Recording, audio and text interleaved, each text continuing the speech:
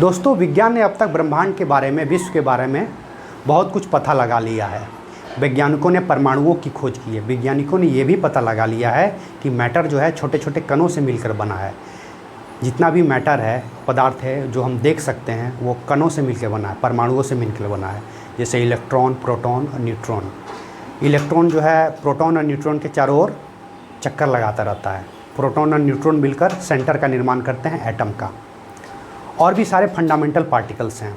जैसे प्रोटॉन और न्यूट्रॉन भी एक कंपोजिट पार्टिकल है, यानी प्रोटॉन और न्यूट्रॉन भी क्वार्क से मिलकर बना है।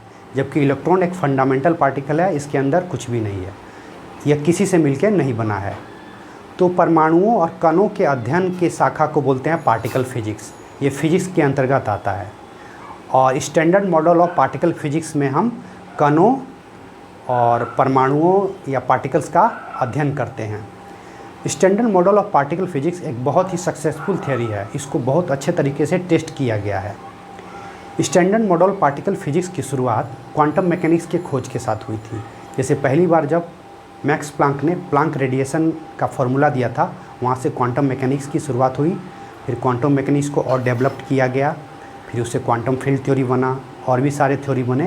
तो ये सब मिला के standard model of particle physics बना। लेकिन standard model of particle physics की अपनी सीमाएं हैं, एक लिमिटेशन है अपना। तो सबसे पहले हम जान लेते हैं कि क्या लिमिटेशन है। तो सबसे पहले हम ये जानते हैं कि ब्रह्मांड में केवल 4 ही बल है जो कार्य करते हैं।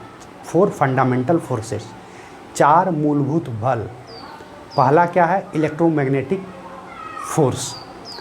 इलेक्ट्रोमैग्नेटिक फोर्स, जब हम 2 चुंबक रखते हैं आपस में तो एक बल का अनुभव करते हैं। जो बल है उसको बोलते हैं इलेक्ट्रोमैग्नेटिक फोर्स।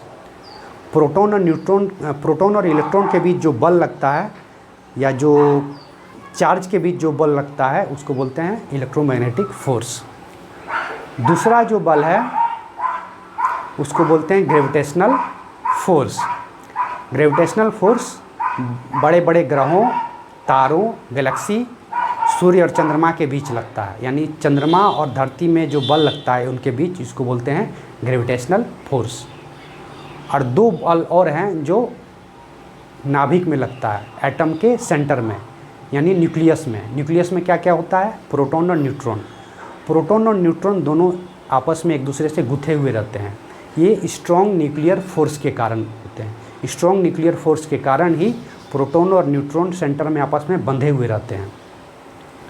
एक होता है weak nuclear force. Weak nuclear force क्या है? यूरेनियम का तो नाम सुना होगा। यूरेनियम से रेडिएशन निकलता है, और भी बहुत सारे रेडियो एक्टिव पदार्थ हैं। वो रेडियो एक्टिविटी में जो बल कार्य करता है उसको बोलते हैं weak nuclear force. Weak nuclear force के कारण ही किसी भी एलिमेंट से रेडिएशन निकलता है। उसे हाई एनर्जी प्रोटॉन या हाई एनर्जी इलेक्ट्रॉन निकलता है, जिसको बोलते हैं बीटा डीके। इन चारों बलों में से 3 बल को तो अच्छी तरह से एक्सप्लेन कर सकता है standard model of particle physics. Weak nuclear force, strong nuclear force और इलेक्ट्रोमैग्नेटिक फोर्स।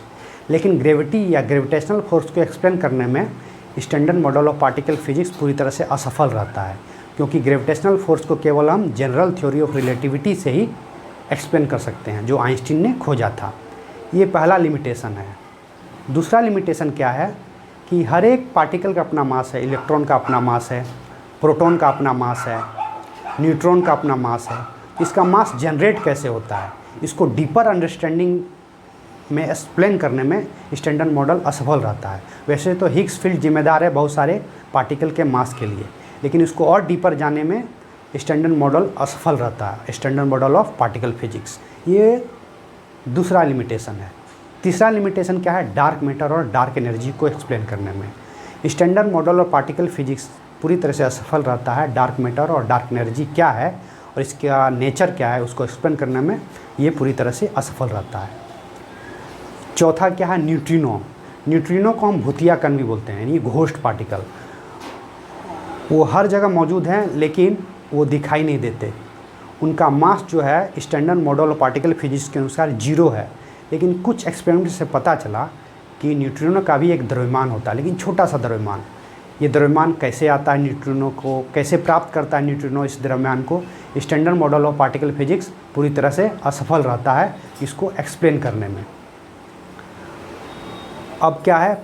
मैटर और एंटी मैटर के बीच इम्बैलेंस को ऐसा माना जाता है कि ब्रह्मांड जब उत्पन्न हुआ उस समय मैटर भी बना और साथ में एंटी मैटर भी बना, जैसे proton, anti proton, electron, positron. Electron matter है, पॉजिट्रॉन एंटी मैटर है। हर एक मैटर पार्टिकल का अपना एक एंटी मैटर पार्टिकल होता है।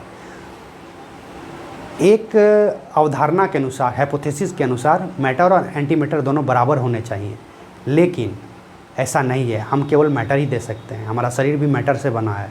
जितनी सारी चीज़ें जो ब्रह्मांड में दिख रही हैं वो सब मैटर से बना है, एंटी मैटर से नहीं बना है।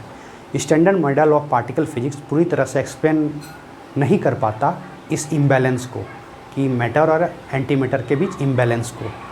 उसके बाद एक और समस्या है, फिजिक्स में बहुत सारे कांस्टेंट हैं। सी क्या है? स्पीड ऑफ लाइट 3 × 10⁸ मीटर पर सेकेंड, ये प्रकाश की गति है, ये कांस्टेंट है। F = G(m1m2/r²). जी क्या है? ग्रेविटेशनल कांस्टेंट है। प्लैंक्स कांस्टेंट क्या है? H। ये सारे कांस्टेंट हैं, इनका मान जो है नियत है, तो इनका इतना ही वैल्यू क्यों है? जैसे कि सी स्पीड ऑफ लाइट का वैल्यू है 3 × 10⁸ मीटर पर सेकेंड, तो इसका इतना ही वैल्यू क्यों है? 3 × 10⁻10 मीटर पर सेकेंड क्यों है? इसको बोलते हैं फाइन ट्यूनिंग प्रॉब्लम।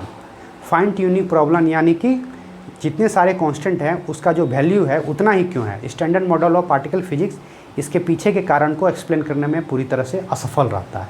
तो ये सारे कुछ लिमिटेशन है standard model of particle physics के। और विज्ञान तो है ही कि कुछ भी खोजा गया, वो खोजने के बाद और सारे प्रश्न उत्पन्न हो जाते हैं, उस प्रश्न का और जवाब चाहिए, जवाब से और प्रश्न उत्पन्न हो जाते हैं। तो यदि आपको ये वीडियो अच्छा लगा तो शेयर करें, सब्सक्राइब करें।